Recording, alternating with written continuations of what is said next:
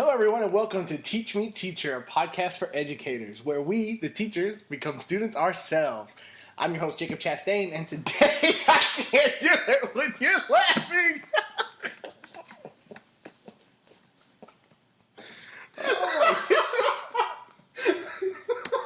That was good. Yeah, you were. Oh my God. Hello, everyone, and welcome to Teach Me Teacher, a podcast for educators, where we, the teachers, become students ourselves. I'm your host, Jacob Chastain, and today we will be talking about achieving excellence in your math classroom.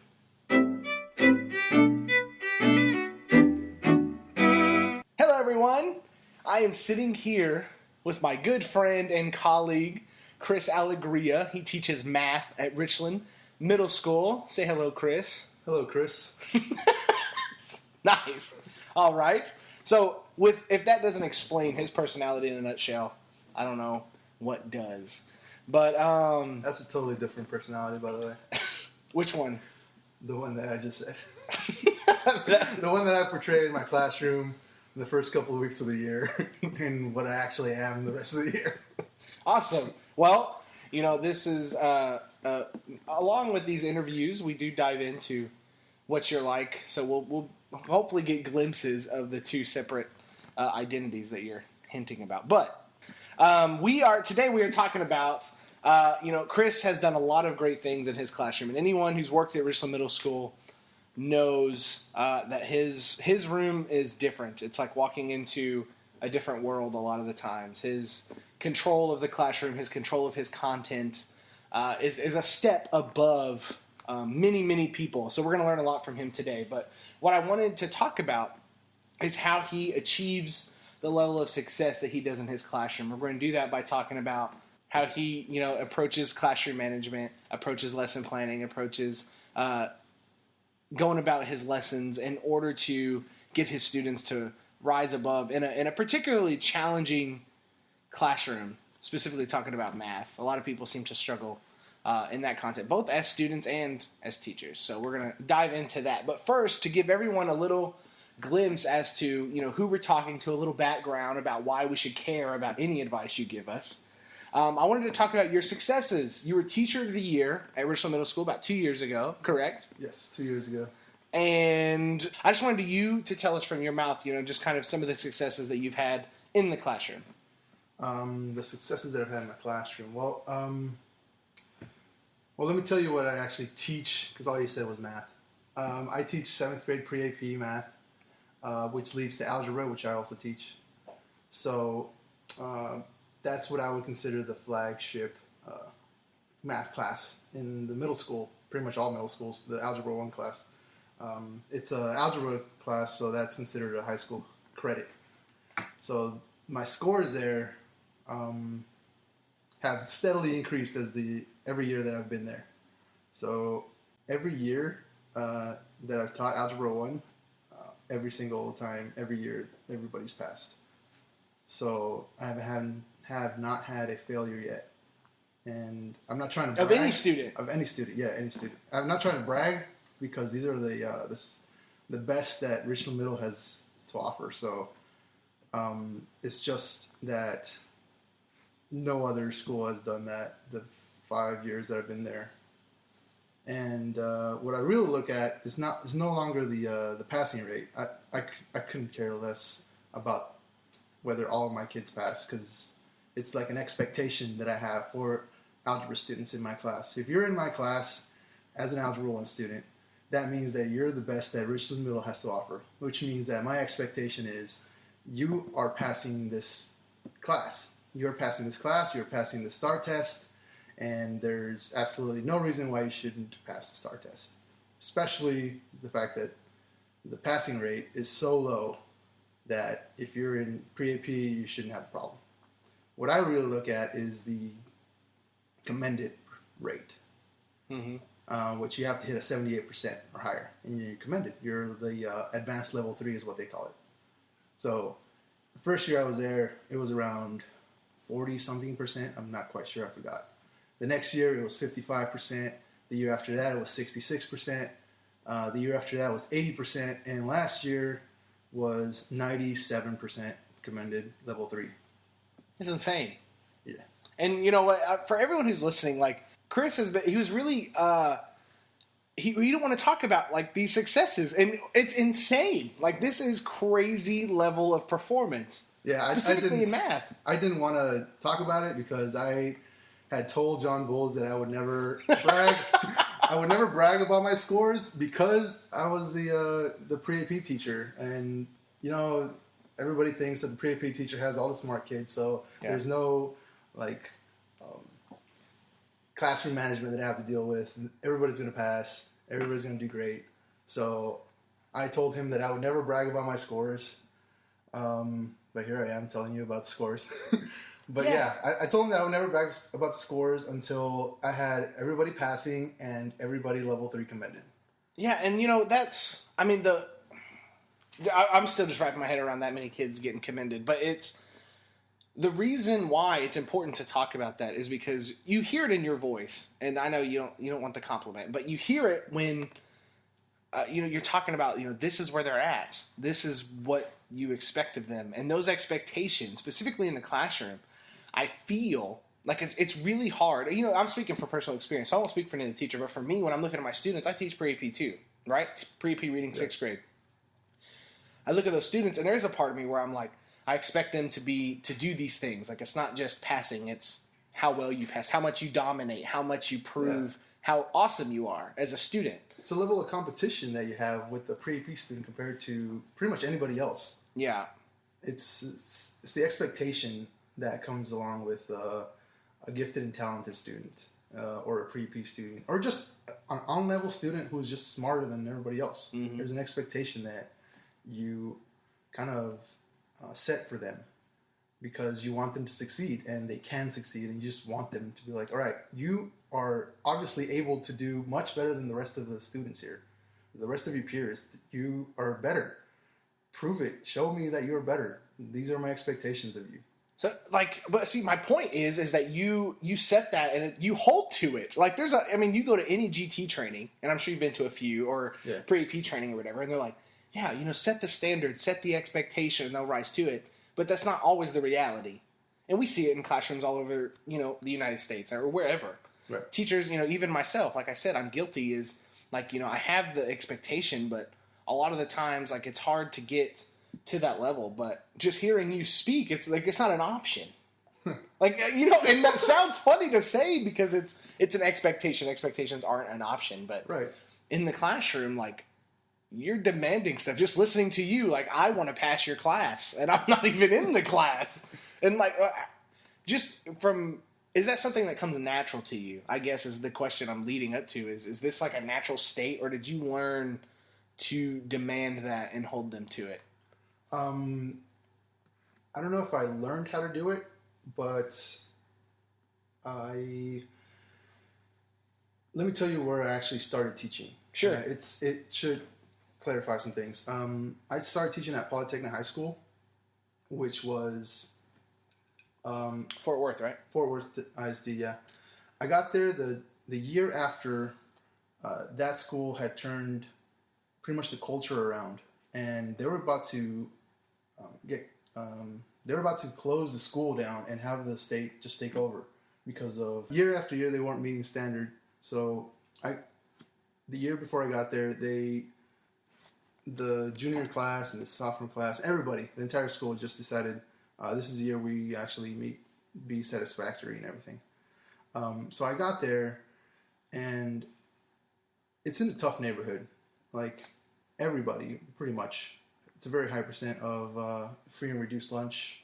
The neighborhood has houses that are just in shambles. They're just falling over, really, because nobody lives in them, and they're being used as crack houses and stuff. And it's just a tough neighborhood, and tough kids are living there in that neighborhood. So you go in there, and everybody expects to just, the stigma in that school is, are you going to go to that school? It's horrible there. You're just going to be there 1 year and go somewhere else. As a teacher? As a teacher, yeah. You're just going to go there, and you're going to see how horrible it is, and you're going to want to just leave right away.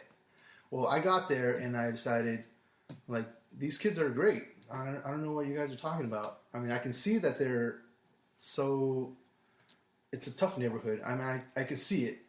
But I can also see, like, they want to learn, but nobody has taught them how to work for, like, what they want. So I specifically set very high standards for them, higher than what they were accustomed to. And they met them. But the only reason why they met them is because I did not, like, waver. Every day I told them to do something, and that's what I expect them to. Something very, very simple, like walking into the room and getting to work on something. Doesn't even matter. It's such a really small little thing. Mm-hmm. They decided, all right, fine. We'll do it one day, and then tomorrow I won't do it. Well, the next day I still demanded the same thing. It was just a bunch of little tiny things that I said, all right, this is what you're going to do. And then after a week, I said more.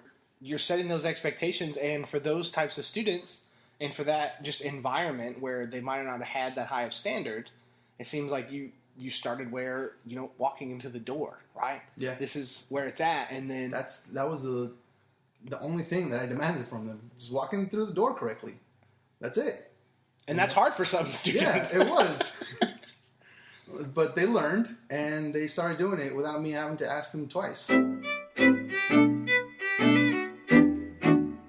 So was this intuition, or did you have, like, a mentor, or where did this come from? Because a lot of teachers, like, newer teachers tend to, like, be really nervous about lesson planning and classroom management and stuff like that. But you, like, it seems like you just kind of hit the ground running, and you're like, these are the expectations. Like, where did that come from?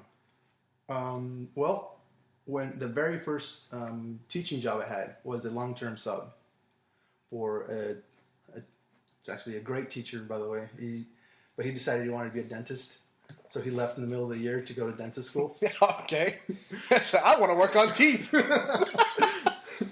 But what was great about it was that he taught remedial 8th grade math. And I went in and I was like, hey, Mr. Mancera, like, that's his name, Omar Mancera. Shout out. Yep, name drop. By the way, I'm going to need some free dental work now that So I went into his room, and he was going to be there for 2 days a week just so I can transition into his classroom.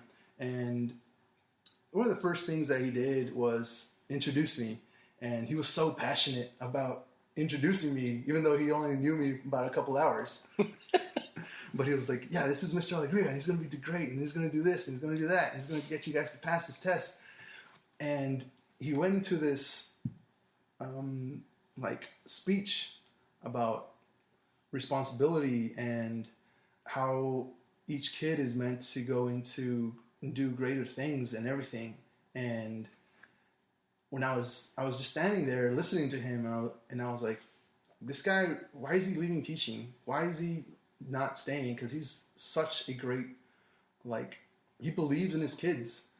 And the class said it was remedial math, which means that they were having so much trouble trying to pass the STAR test. And it just got to me, and I was like, why is he caring so much about these kids? Why he believes so much in these kids? Like, I want to be like him. Mm-hmm. So the very first time I was left alone with them, they just treated me as a sub. So, I mean... The students? The students treated me as a sub because, I mean, they don't know me. Yeah. So I decided to be just like Mr. Mancera. Like, just that one day. I went into a little speech telling them, like, all right, look, I know you guys are remedial math. Like, I know that. But I also believe the same way Mr. Mancera does about you guys. Like, I don't care that you are in such a low-income neighborhood. I don't care about that. Like, what's the difference between you and somebody that lives in a rich neighborhood?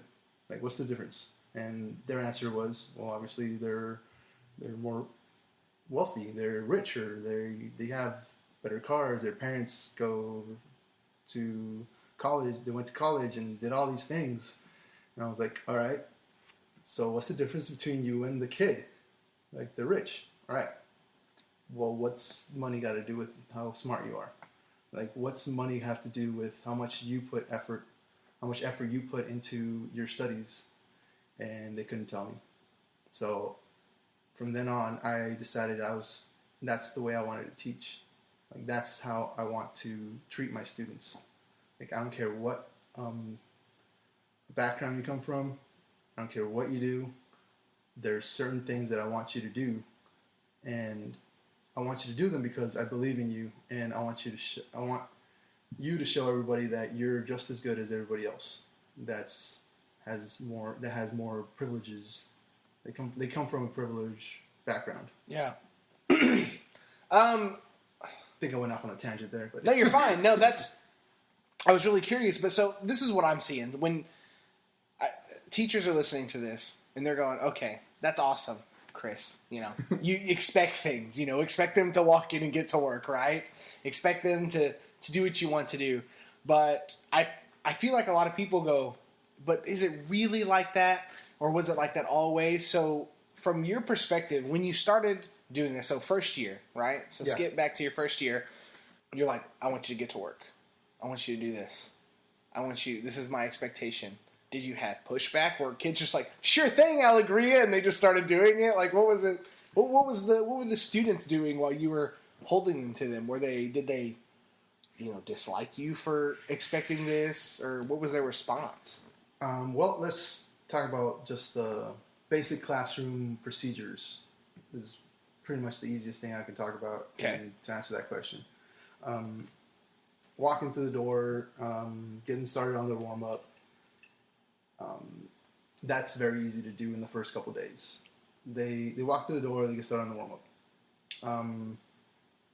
If somebody doesn't do it, yeah, just one kid, that's all I need. I just stop, turn off the projector, open the door, and be like, "All right, I told you guys to do something. You didn't do it. Everybody outside." And I'm sure 90% of the kids did it, and they didn't. It's not like I'm picking on one kid. I'm picking on everybody. Because the procedure was everybody gets to work. Everybody does everything that I tell them to do. So everybody outside. So when they're walking outside, they're like, "What do we do? What's going on? I did everything that I did. Everything that was supposed to be done." Mm-hmm. Well, not everybody did it. I'm not telling them anything. Everybody gets to go outside. Everybody gets to walk inside. We do that about 3 or 4 times. Everybody gets the gist, and they get it, and they do it. So how many kids do you have that generally don't listen to you? It's like in that first time frame. So first year, how many kids push back? In the entire year? No, like right in this beginning, in the beginning, in this time the first frame. 4 weeks. Yeah, when they're realizing the world of Alegria. A lot actually do comply in the first week, and I'll even say the first 2 weeks. They'll comply just because they see me and I portray this very strict teacher persona. That's kind of scary, really, because I don't really express much of my personality in the first 2 weeks. I'm just a very straightforward, "This is what we're doing." This is a conscious decision. It is a conscious decision because I want certain things done at the beginning of the year, and I want them done throughout the rest of the year without me having to do much upkeep. So if I do it in the first couple of weeks and I'm very strict about it, they won't break it like 2 months down the line. And if they do, it's very easy to fix because I'll revert back to my 2-week persona. And everybody sees that I've reverted back to it. And we start the whole, okay, he's going back to his strict ways. We need to get back into the mix again and do everything correctly again. Because otherwise he's going to stay this way.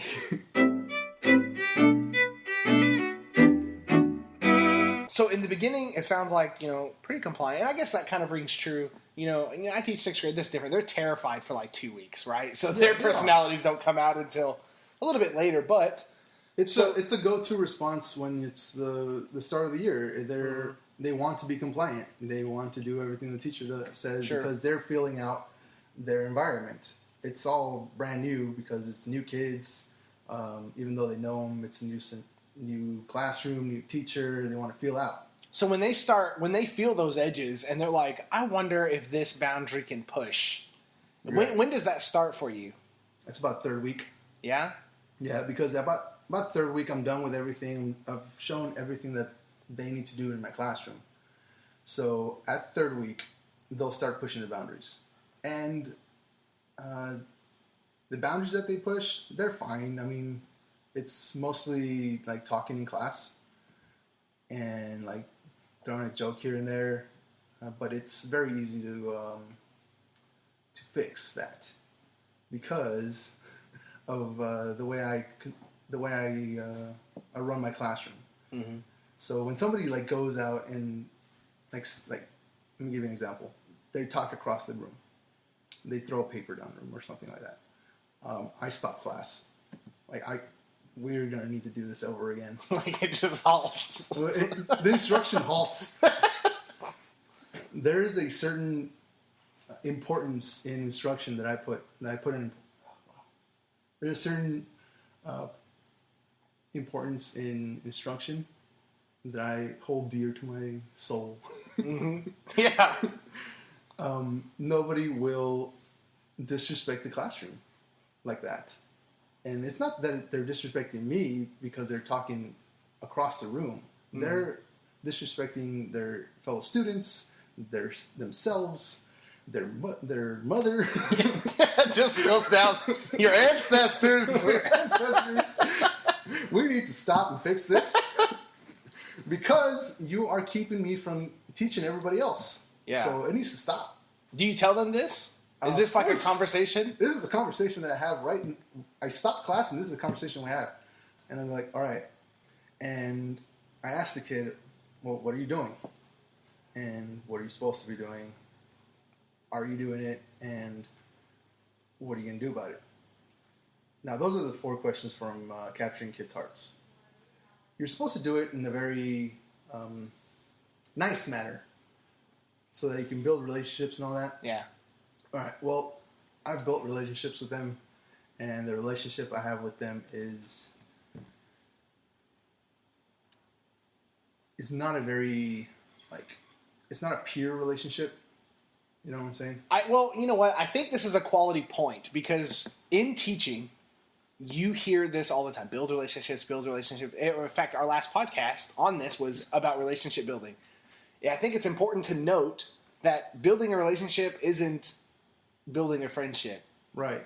It's what you're talking about, which is this, I wouldn't say like a completely authoritative thing. It's not. It's because I'm not very authoritative. Yeah. Okay. Because everybody thinks that I run my classroom with an iron fist. That's the perception. Dispelling myths. Yes. On Teach Me Teacher.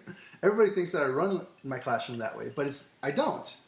Actually, I do very little in my classroom. So when I ask a student, what are you doing?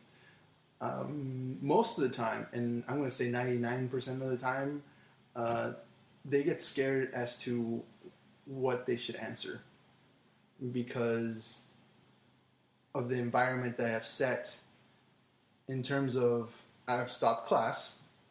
Everybody is quiet and looking at me, and I'm asking a student what is it that they're doing. So they get a little scared as to what's going to happen. Mm-hmm. And nothing really happens because it's not like I'm going to throw something at them. Yeah. I just want them to realize that they're doing something that they shouldn't be doing. And everybody in the classroom is holding him accountable or her accountable to her actions. Mm-hmm. They know that they have disrupted learning because the learning has stopped. I have stopped the entire class. And it's very awkward for them to hear that silence and me wait.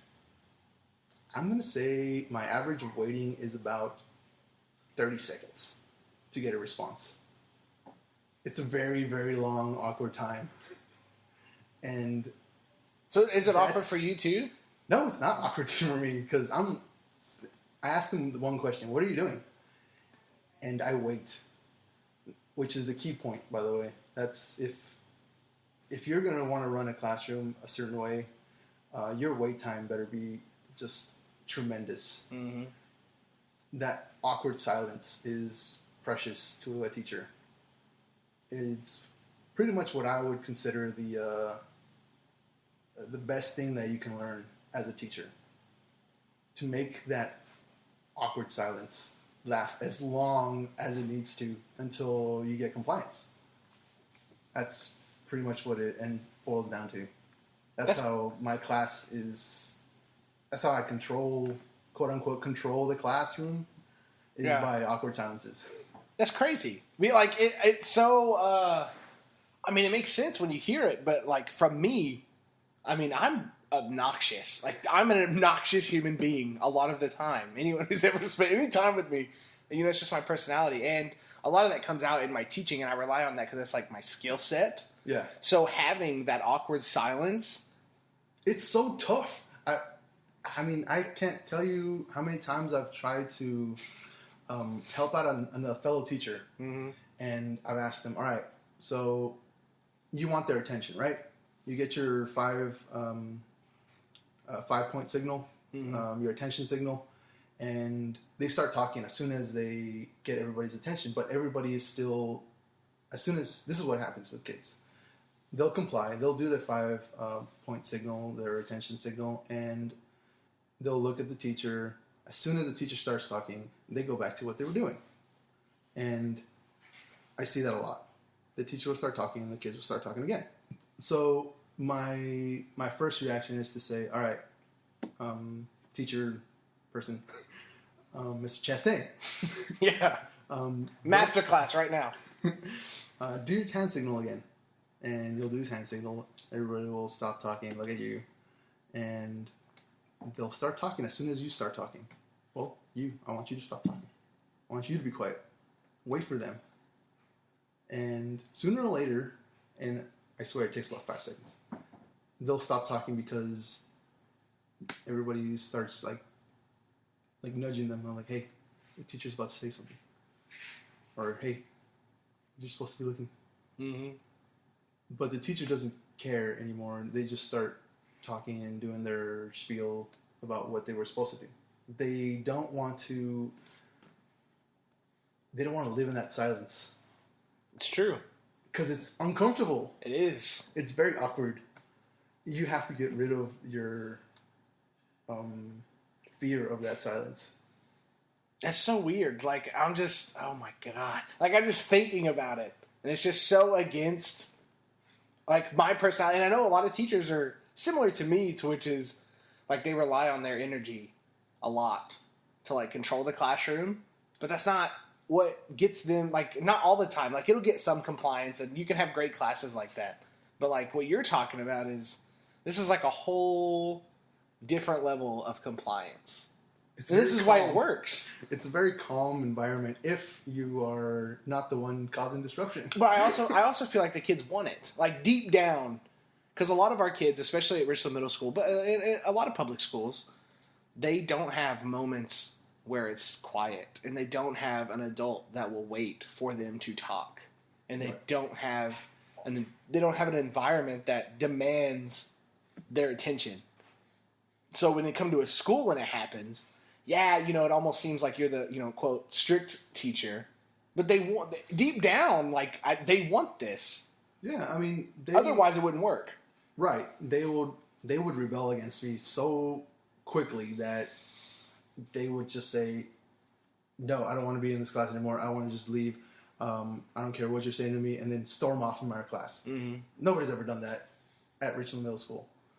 They've done that at Poly, but that was for a different reason. They were just so out of it that they wouldn't. These kids that have walked out of my classroom because of some reason or another have always been the type of kids that don't last in public school in general.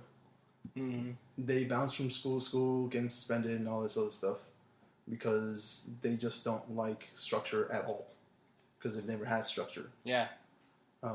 So they rebel and put themselves in situations and make decisions that get them DAP'd. And I mean, there's nothing I can do about it. No matter how well structured my class is, that's just the decision that student makes. But I have yet to have one of those encounters in Richland Middle School, and I'm pretty sure those are very, very rare. My first year, we shared some of the same students because you teach algebra. I taught 8th grade my first year. Yeah. So we shared the same students. And, you know, never, ever, and I'm being completely honest right now, I never had a student that was like, you know, I hate Alegria for this or that. It was always, you know, I need to do this because Alegria told me to, right? There was like that level of expectation that they knew was coming from them. But and it's not a fear. Yeah, it's not a fear-based thing, which I think is good to say here for people that don't know you or whatever. But and that's what I think teachers are afraid of that. They don't want to strike fear into their students, but that's not what this is. No. I actually don't even think that it's a, you know how kids just say, I want to do this in order to please the teacher, they're teacher pleasers? Mm-hmm. I don't think that's it either. I think that when I tell them to do something, they truly believe that I have their best interest at heart. You know? So... And how do you convey that? I mean, is it literally just expecting them, and it's always the expectations that are in line with curriculum? Is that where that line is drawn to where they're like, okay, he's doing this because he's trying to better us, not because he's being a tyrant?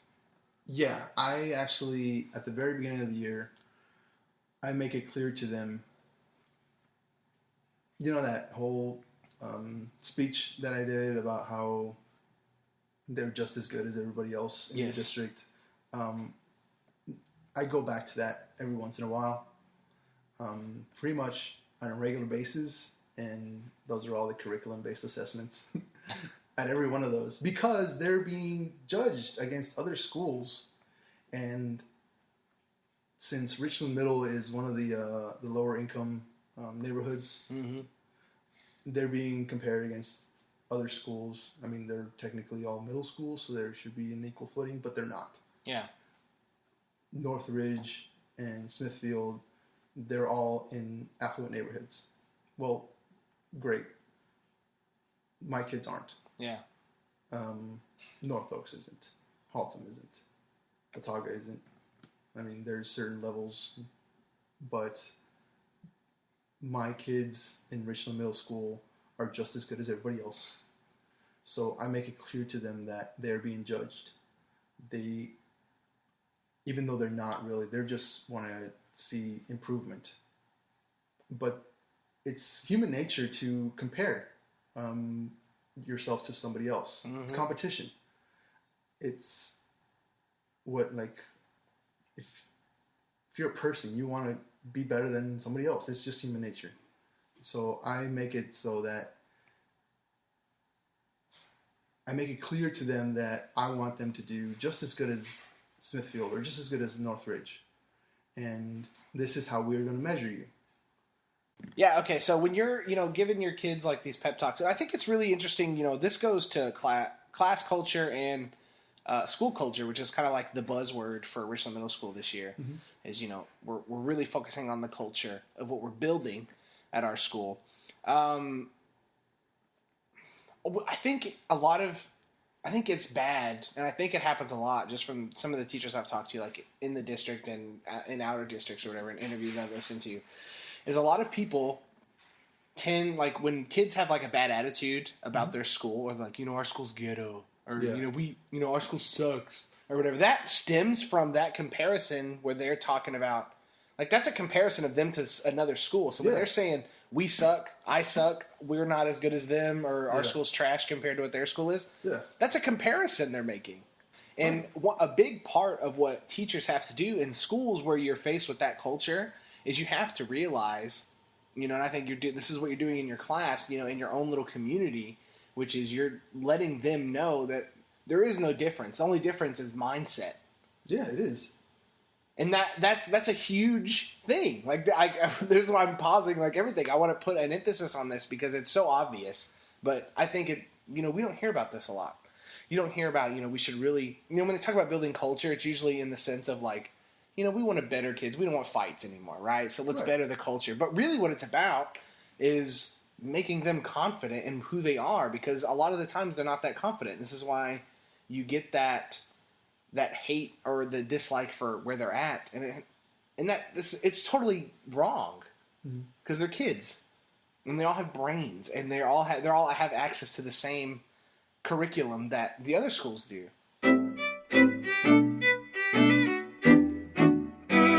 Do you see your culture in your class change as the year goes on and as you push them to kind of accept that they're awesome and they need to prove that they're awesome? Yes, they come into my classroom. Well, I have the kids that come into my 7th grade class. I keep them all the way through to 8th grade because 7th grade pre-AP class is a prerequisite to be in algebra. Mm-hmm. So I get them for 2 years. So by the time they get to 8th grade, they have this like chip on their shoulder, like we're the best. Like we were in Mr. Alegria's class and we passed 7th grade pre-AP. Mm-hmm. Like we've been to war together. We've seen things. So by the time we get to my algebra class, they're just hotshots. Every single one of them is just like the best student that I could possibly have. I don't have to tell them much at all. They automatically know, like, oh, this is a test. We're comparing ourselves to the other period. Which, by the way, that's one thing in my classroom that I'm actually very proud of. I create a sense of competition within same classes. Like all my 7th grade classes compete against each other during tests, see which class gets the better average. And my algebra classes compete against each other, see who gets the better average. Because I believe that competition is like essential for students in terms of like wanting to study more, coming to tutorials, trying their best at something that they know is hard. So I'm curious. So competition, big part of your class. How do you keep it from getting nasty? Yeah, we made 95%. You suck. You only had 94%. Right? Yeah. There's a certain expectation, again, going back to expectations. Shocking! Yeah. That I have for, let's just say, algebra class. They need to have 78% in every test. Well, that sounds like a very arbitrary percentage, right? Well, the commended level 3% is 78% in the state test. So if they can't get a 78% on one of my tests, then they probably can't get it on the STAR test. So everybody needs to reach for that goal. But then you have this competition between classes. I don't care what you get beyond 78. If you get the 78%, congratulations, you're awesome. But you didn't beat the other class, which is still cool. Yeah. I'm trying to play devil's advocate. So when you think of, like, so there's a teacher out there, right? Somewhere listening to this. They don't have 78%, kids hitting that percent. They don't have kids. Well, let me do a disclaimer here, because with a lot of my tests, they're made so that they're more difficult than the STAR test. Mm-hmm. So they hardly ever get the 78%. But if they get it, then it's and then they're fantastic. They're awesome. Okay, so that it reframes my question a little bit, but still, I mean, you're dealing with. I think you're dealing. You've done enough work, specifically once you've gotten to that 8th grade class. You've put in the work and the time to where they're going to achieve at a higher rate than a lot of kids are achieving in other classes. Yes, and so, I get that a lot because it's a pre-P class. Yeah. But, I think that's a cop-out, though. I think that's, you say that because that's what a lot of teachers do. Like, oh, you have the pre-AP kids. Yeah. You're good, And I don't think that's true. You put in the work, and those kids put in the work just as much as on-level students. Yeah. There's just a different baseline. Right.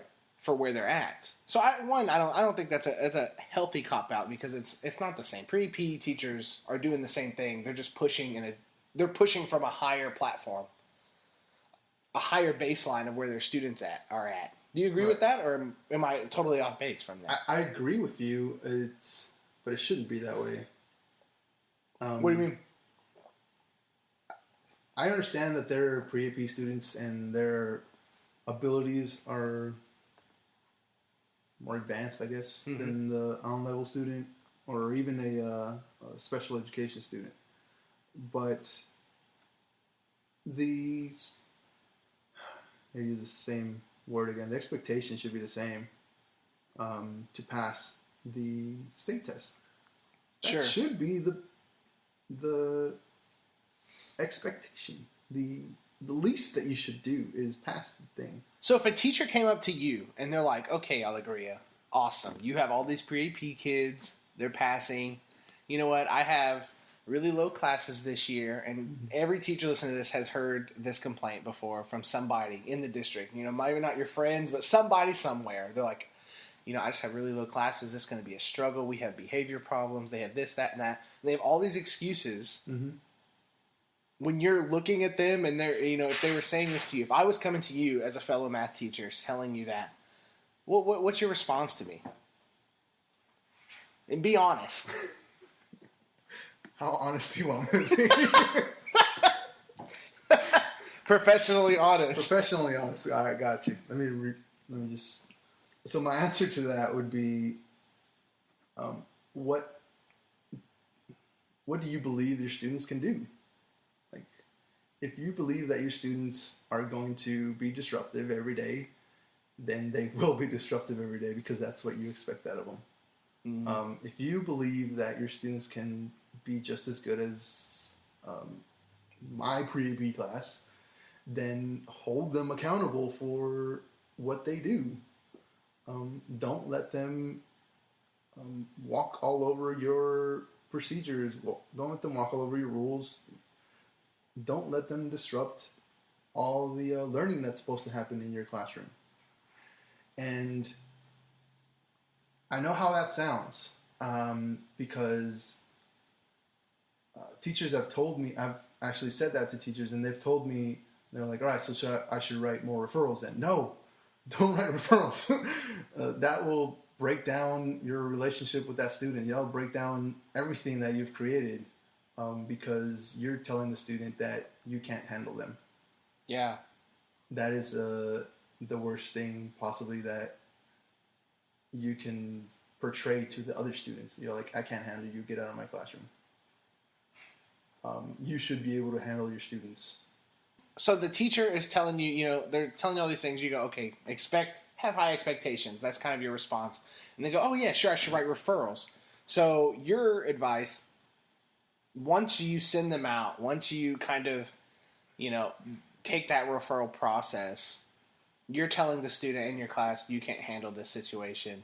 Yeah. They need to go. You as a teacher, you can't handle this situation anymore. So what's your response? One, just out of curiosity, how many referrals do you think you write in a year? Actually, I write a few.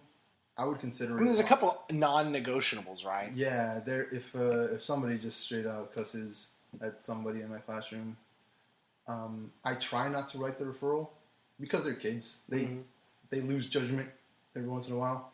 But I do give them their parents a call and detention and all that stuff. But if they get in a fight, I mean, I can't do anything about that. So I don't really write referrals for behavior purposes. I do write quite a few referrals for not coming to detentions. And it's always like the same 3 kids, because they just don't want to learn to come to detention. You've established a lot for those expectations, right? Yeah. That's the term of this podcast is expectations. But what's the discipline process in regards to when they disregard the expectation, when they fight you on it, when they push you? So that group of students that is inevitably going to do it at some point in time, what what's your discipline process, and how does that look in a class? In your class, how do you implement it? My first go-to, which I would have to say works about 80% of the time, is to just halt class. And everybody else in the classroom kind of does the work for me. They'll hold the one or two kids accountable. I would say if somebody was talking, I would stop class and just kind of look at them. You got to get that death stare down. It comes with years of practice. It does. And some teachers can't do it, and I get it.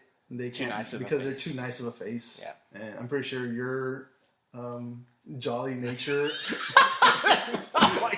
and rosy Jolly. cheeks. I know. Your rosy cheeks can't do the death stare as good as, I thought the beard would work, but it didn't. It just made me look more fluffy. It does. You just want to touch it. Yeah. Wow. What you should do is you should take off your glasses and stare. I know, but that'd feel more like a model thing. Oh yeah, I guess. Yeah, it's too dramatic. Maybe they would be so weirded out by me taking the glasses off. Yeah, it would work. It would be a very jarring experience. So my go-to is to stop class, and the rest of the class will back me and fix the problem. But the other 20% is done with other little techniques that they teach you all the time with classroom management. Proximity. They hate when I get very, very close to them and make that silence grow. And they just hate it. So they comply. Mm-hmm. And I don't make a big deal out of it. Like they're talking or they're drawing, which happens quite a bit because I have a few artists. I guess they're in the advanced art class, mm-hmm. and they're really, really good. They're very awesome artists, and I like looking at their pictures. But they shouldn't be doing that in class. So usually I just go over and I'm teaching. I'm still doing my lesson, and I close their book and take it. And I don't tell them anything. I don't make a big deal out of it. I just take the book and continue with my lesson. And it's very weird for them that somebody just came up to them and did that. And they'll stay there and they won't comply. And then again, I'll stop class. And everybody will fix it for me. So when does a D-Haul come? What warrants Alegria to issue a D-Haul? Really? The only D-Hauls I give are failure to do homework. I don't give D-Hauls for anything else. It's a phone call to the parent is all I have to do. Or it's a conversation that I have after class. The conversations that I have after class are the ones that work best for me because I get to keep them one-on-one and nobody is there to see their reaction. Nobody is there to judge them for whatever they have to say to me. Mm-hmm. So the classroom environment that I have is a little bit weird when I want to say something to them. So I have to wait until after class. And then after class, we have a real talk as to why it is that they're misbehaving. I don't give detentions for it unless it's something very severe that they're breaking in the student code of conduct. Mm-hmm. Like they're poking somebody with a sharp pencil. Then it's no longer a detention. It's just a referral to the principal because they're endangering somebody. But I don't give detentions for behavior much because a conversation after class is just amazing what it does. And if that doesn't work, a phone call to parents. And if that doesn't work, I mean, I really have no other choice but to just send them to the principal because the detention's not going to do anything.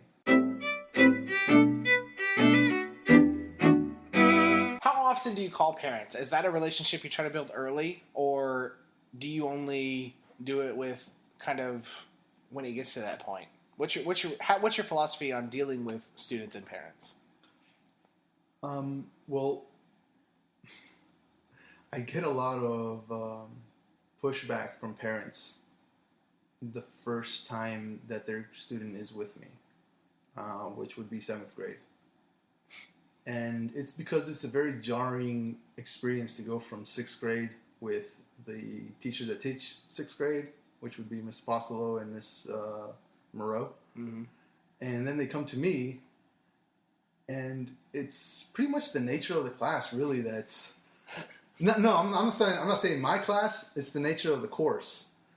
They go from a 6th grade class, which is supposed to be pre-AP, but they don't have a different curriculum than the on-level. They just create a different curriculum. Right. They hold them to a different standard. In 7th grade pre-AP, it's 2 years of math into one, and it's considered a pre-AP class. So my time gets cut in half because I have to teach them 2 years of math. So we go from pretty much the second day all the way to the very end of the year, just teaching them new stuff. And it's very jarring for that kid and that family. So I get a lot of pushback from parents. I get a lot of phone calls. And what are they saying? Like, they're calling you. What are they freaking out because kind of my baby's terrified? Like, what's the conversation happening? Yeah, that's most of the calls. They're freaking out. They don't know if they can do this. You're being too mean. Stuff like that. But then I tell the parents, and I have a conversation with the parents as to why I do these things, why I'm very strict. And they understand that I have the best interest of their, I have the best interest in mind. And I show it to them in terms of making myself available for their students. Because I have tutorials every day in the morning. Mm-hmm. I get there at 7:30 every day. And I'm not doing like copies. I'm not doing stuff to prepare for the day because everything's done the day before. So when they come to my room, I am totally for them and available for them. And I also have after-school tutorials. So the conversation that I have with parents is just convincing them that I'm there for their student. Like, I don't want them to leave my classroom. Like, the only reason why somebody would leave my pre-AP class is because they truly cannot do the work. Mm-hmm. And I get some of those. And some of the parents understand that it's just too tough. And it's okay if they can't do it. Because it's how it goes. I know a lot of teachers super comfortable talking to their students, super comfortable taking on that role in the classroom. Especially, people that you've been in the classroom for a few years, you eventually realize you're the adult and you can kind of demand things from your students and they will comply. Like, it just kind of happens after a few years. But I've seen veteran teachers who've been teaching forever and they're terrified to talk to parents. And they get terrified. I'm terrified to talk to parents. Yes. I don't know how they're going to react. Okay. I don't know if when I get the email saying, "Oh, can you give me a call? I want to talk to you about my son or daughter." I'm like, "Oh, what's going to happen when I call you? Are you going to flip out? Are you going to be on my side? Are you going to just start cussing at me?" Like, do you ever feel that? Do you ever have a conversation that makes you question what you're doing? With a parent? Yes. Sometimes. But before that happens, I know where I have messed up. Like, I know that I talked to that student a little too rough. Like, I may have said things that, like, why aren't you doing this? Like, you learned this last year. What's the matter? Mm-hmm. When I could have said it a little bit better. Like, I know you have done this last year. What is the matter? Why don't you understand? Yeah. Like, I could have done that. And I get a phone call from the parent. I'm like, all right, I think I kind of know what this is going to be about. That's where the fear of talking to parents comes from. Mm-hmm. Like, did I overstep a boundary? Did I did I say something a little too mean? Did I cross that line? Was I being too mean? I'm not trying to be mean. That's the thing. I'm very blunt when I speak to pretty much anybody. And they take it personally, or somebody might be a little bit more sensitive than somebody else. And it takes a little bit of time before I actually realize who it is I'm talking to, because I treat everybody the same at the first month of the school year. So it takes a little bit of time before I'm able to say, where's your homework? Why didn't you bring it? Or, hey, why didn't you bring your homework? Yeah, depending on which one, which student, I guess. Which student it is. I mean, it's still, they'll both get detention for not bringing their homework. Mm-hmm. But it's the relationship that you build, the understanding of how a student will take a comment is what I kind of have to learn at first. This connects really well to kind of like the final capstone question that I really want your points on, which is a teacher that's struggling with classroom management or getting their kids to meet their expectations or anything that we've kind of hit on this episode. Whether they're new or old, doesn't really matter. New school, doesn't care. What would you say to someone who's like, yeah, that's great, Alegria, but you have the attitude that gets kids to that. They're terrified, right? You have the serious face, right? What is your response to that person who writes off your success because of your personality, and they have a different personality, and that's why they don't have the same success as you? What's your response to a teacher with that mindset? What I would say is, would you like to come and observe me in class? Because it's mostly it's a reputation that I have, but it's not the reality. I'm not always mean. I'm not always scary. When somebody crosses the line and breaks one of my rules or misbehaves or something, then I can turn the switch and become a little scary. But it's not like as if I'm yelling or anything. Mm-hmm. I don't yell. So a teacher that says that it disregards the success that I've had and says that it's because I'm mean and I'm scary. Mm-hmm. I would like for them to actually come and see me in class and actually experience my classroom, because it's not a scary place. It's not like they're drones and like working out problems on a piece of paper, like in complete silence. It's not. It's actually a very lively class. They're in groups and they're discussing problems. There's actually some discussion, like off-topic discussion, but that's easily fixed because I'm walking around. Most of the conversation that happens in class is like based on the problem that they're doing or the concept that they're talking about. So it's not as if it's a scary place because I'm there.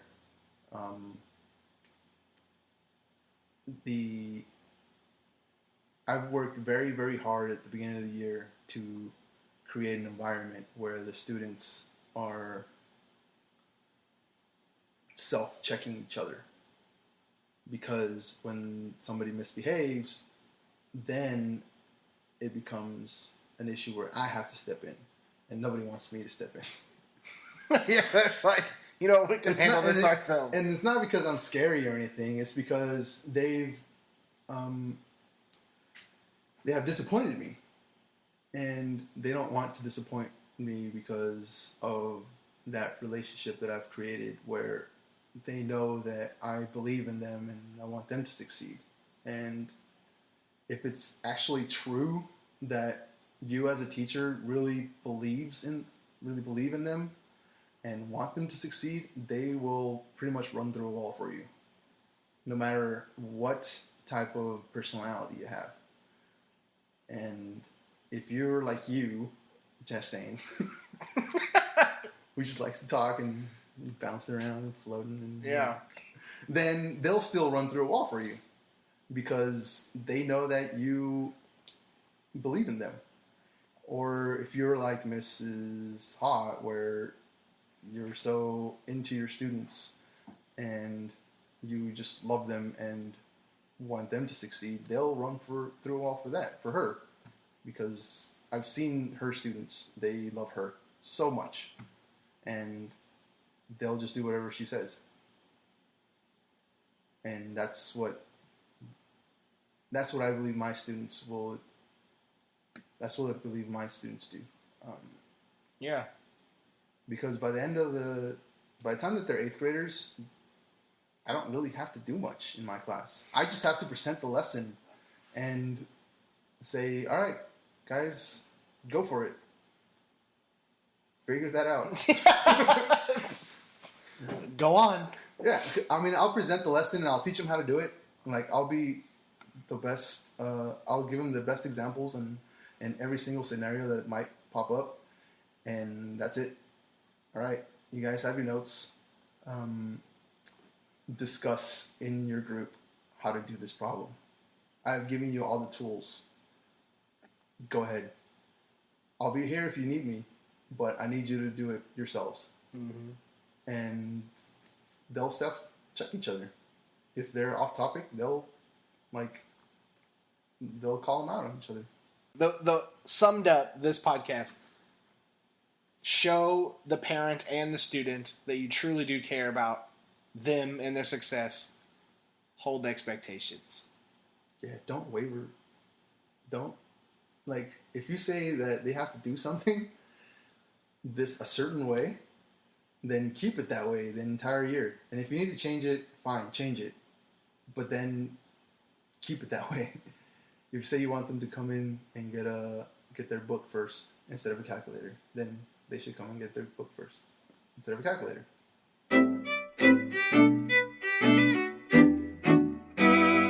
Every word. I mean, if anyone has any doubt, ladies and gentlemen, if you have any doubt that Chris Alegria didn't deserve his Teacher of the Year, I don't know what podcast you were listening to. Because, I mean, every word you said was something that I truly believe that people need to hear again if they haven't heard it, or in a while, and need to hear if they have never heard it. Because, I mean, it's good stuff. I think it's going to help a lot of people. But that is all the time that we definitely have on this episode. I want to thank Chris Alegria for being here. Thank you, sir. Thank you. Thanks for being on the podcast. It was fun. Good. I'm glad you enjoyed talking to a microphone for an hour. For everyone listening, go to teachmeteacherpodcast.com. Hit that Facebook like button. Get into the conversation. We're always sharing stuff on the Facebook page. Subscribe on iTunes. Leave a review. Do everything that you're supposed to do to support the podcast so more and more teachers can hear the awesome stuff that we are sharing from our awesome staff here at Richland Middle School. For everyone else, share this with your team. Have a good one.